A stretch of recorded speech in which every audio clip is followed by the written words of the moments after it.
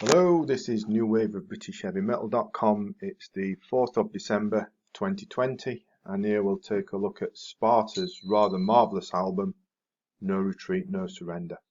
Before we do that, the usual request for a favour, if I may, and that's that you please consider subscribing to the channel. That'd be a big help and appreciated. Really would. Anywho, Sparta, of course, around from the original New Wave of British Heavy Metal days in the 80s, late 70s, early 80s.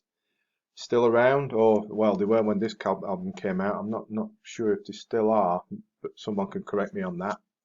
But no Retreat, No Surrender came out early 2017, I think it was, and it's proper classic New Wave of British Heavy Metal. It really is.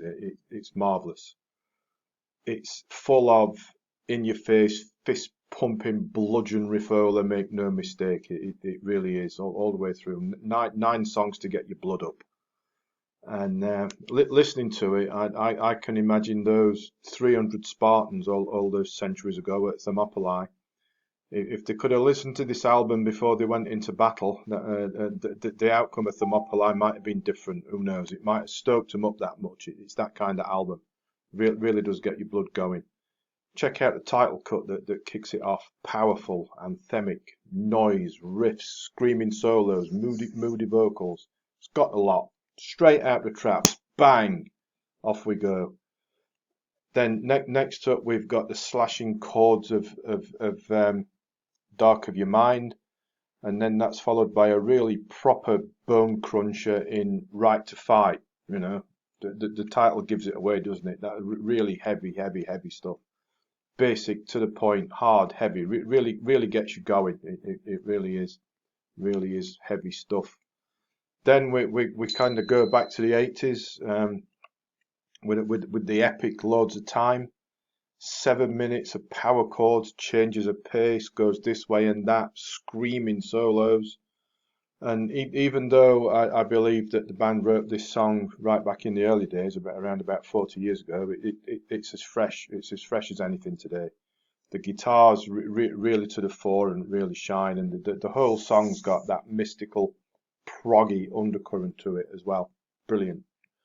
Land of Mystery, fast pace, another anthemic style shout along chorus, and then we go into the oh so cheesy but impossible to resist stand up for heavy rock and metal. You know, I don't need to describe that to you with a title like that, do I? It's a really soulful ballad. No, it's not. It's straight between the eyes, blast, bang, basic, get in there.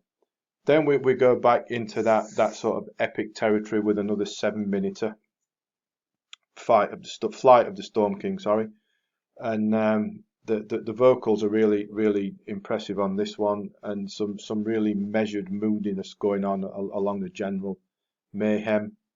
Then all of a sudden, in a flash, we're into Victory, which is the closer, and that's another proper rocker as well. Really heavy, crunching stuff all the way through. I say top marks for Sparta to be able to cranking out stuff like this after 40 years or so. Proper new wave of British heavy metal, proper heavy rock, bone crunching stuff.